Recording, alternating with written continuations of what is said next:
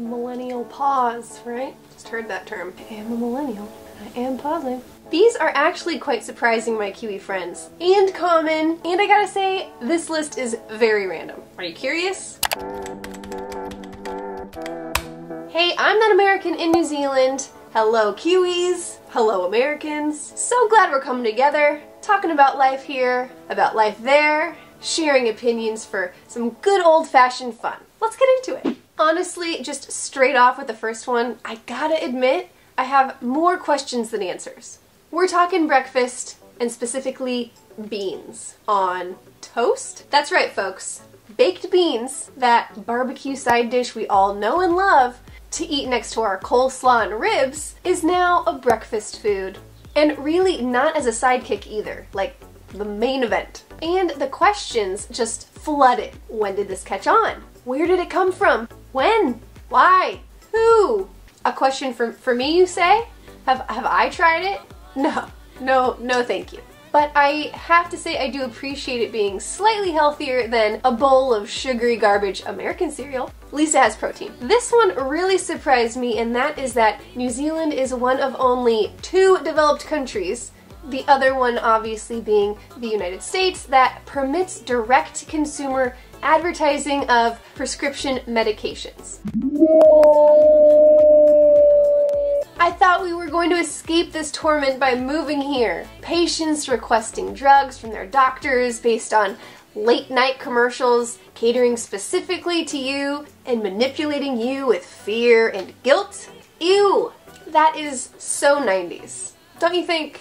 Aren't we over it? Well, there is always a solution, and this one is stock up on streaming services and throw that TV out. Alright, so you know how when you were a teenager and you start hanging out with your parents a little less, you want to be a little bit more independent, you want to hang out with your friends, freedom, privacy, kissing. So if you have cool parents like mine, they'll let you pick a room in your basement as your bedroom and maybe even get a waterbed. Ooh. Or in this case, they let my brother because I still like hanging out with my parents. I was always right across the hallway. In America, at least, this is what happens. Then they can sneak out more easily when everyone's asleep. Anyway, here in New Zealand, that is not an option. No basements. That I've seen, at least. So instead, what is super common practice is to let them just live in a separate building or caravan even outside the house entirely. Talk about freedom. And then I guess they choose when they want to see the family, and I'm guessing that time is breakfast, lunch, dinner. Personally, I'm not sure how I feel about this. I'm not a parent yet, but I do sleep with Mr. Barkley in bed with us, so that might be an indication of how things might go in the future. It does seem like that would ease you into adulthood, giving you more choices, less eyes right on you. What do you Kiwis think? Did you live this lifestyle growing up, or is it a new thing? I'd love to hear from you. A common thing you will hear here? A common thing you will observe here in New Zealand is people introducing their spouses, girlfriends, boyfriends, same-sex or otherwise, as partner. Now, who cares, right? Well, no one, really. But if you're American and you hear that for the first time, you might very well assume that you're talking to a same-sex couple because that's just what a lot of people say in the States. At least from my experience. So it's just a heads up that that's not necessarily what they mean here. I don't know why, but I've just not heard wife and husband used very often over here. And I gotta say I kinda like it. Often people use those terms negatively. You know, like, ugh, we can't leave all the dishes in the sink again. My wife will kill me. Or like, you know. Yeah, well, I'm sure my husband did say we could come to your party. That's great. But partner really has that equal and loving connotation that makes it hard to complain about. You know, I give it a thumbs up. Do I sound less sick? I was sick last week. A lot of mucus. Okay, I don't like this one. It makes me feel sad when I see it, and they're everywhere. It's goats. Cute, sweet, adorable goats that are tied up on the side of busy roads to clean up the grass there. Tiny, free lawnmowers. Things I don't like about this practice. They have a very short leash, maybe like just a couple of feet literally tied to a collar around their neck so they can't really move around much. Also, it's hot here, and if they have like any kind of shelter, it's like 2 boards in a teepee shape. You know, And they're here for a very long time, and I think the owners just forget about them. New Zealand, why are you getting goats just to treat them like this? How about instead we invest in a good mower? Maybe a ride one. It's fun, it's free, and you can let the goats climb mountains and live their best life. Alright, that's my public service announcement about goats. Do you guys have these here? They're like commercials for weird health-related propaganda like, drink milk, don't buy cigarettes, leave town when a hurricane's coming. This is another bit of a bummer. When we first got here, we were confused by some of the plants here, specifically the foresty areas. We were like, palm trees, cool, so tropical. But then we also noticed pine trees, palm and pine tree forests.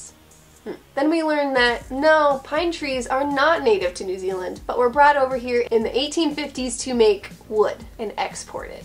We noticed more and more huge mountains covered in pine trees that are literally just waiting to be cut down for timber, and tons that have already been demolished. Like that sad Dr. Seuss book, you know what I mean? Boo! Thumbs down. I don't like that one. Here's a random one. You know what is super common in New Zealand? Dairies. Now, when I saw these, I thought, oh my god, how nostalgic. The little corner shop to buy milk and maybe some cheese, maybe some homemade yogurt. Amazing. Kiwis are so cute. They probably like let you bring in your glass bottles and refill them at some little station. Maybe they even make local ice cream there.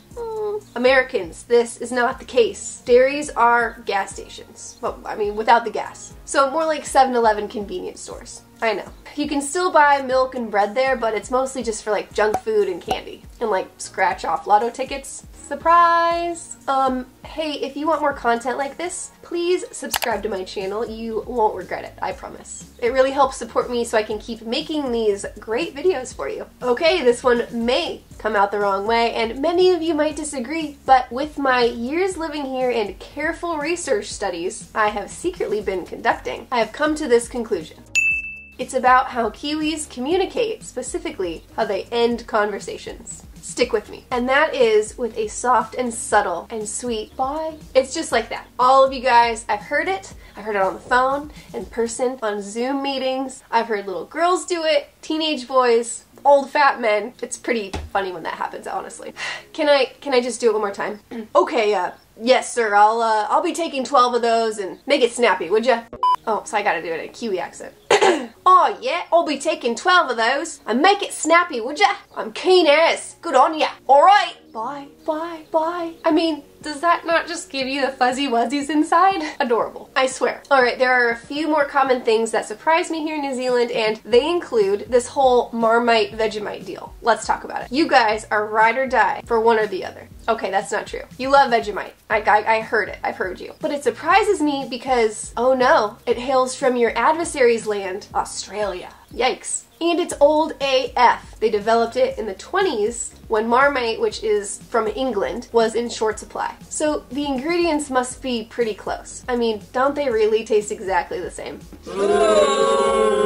Also, a phrase that I was often surprised to hear often was, oh, are you gonna pay by cash or FPOS, which stands for Electronic Funds Transfer at Point of Sale. Why am I surprised? Well, because that is a terrible acronym, New Zealand. FPOS? FPOS? You guys, that should not be a thing. I'm taking a strong American stance on this. Why not just say pay by card? I hate it. We should protest. We demand better healthcare, better education, better acronyms. Alright, this one might not be interesting to you, but I was surprised that when you live over here in New Zealand, you get to actually pick your own energy company that you use at your house. That was new to us in the States. That's not an option, but thinking about it, it does make sense to keep competition up so one company just doesn't charge $1 million and that's your only option. And a few surprises not to get fooled by. Light switches, up is off, down is on. And the toilet water swirls the opposite way than it does in the States. Okay, that's not true. There's definitely not enough water in the toilets here to swirl at all. It just all gets sucked down in a jiffy. And have you heard of hectares? Hectares are hectares. You are not mistaken. They are not really sloppily saying acres. It is another unit of measurement common here that is roughly equal to 2.5 acres. Now you're officially up to speed and won't be caught off guard. You're welcome. For even more of an understanding of the differences between the US and New Zealand, if you're coming over to live here or just here for a visit, check out this video And stay tuned for many more to come. All right, until next time, bye. You hate when you get a hair in your prescription and manipulate it. Can you hear the rats on the roof? I think we have a rat in the roof. All right, that's my public service announcement. All right, that's my public service. The 1850s, which, but it's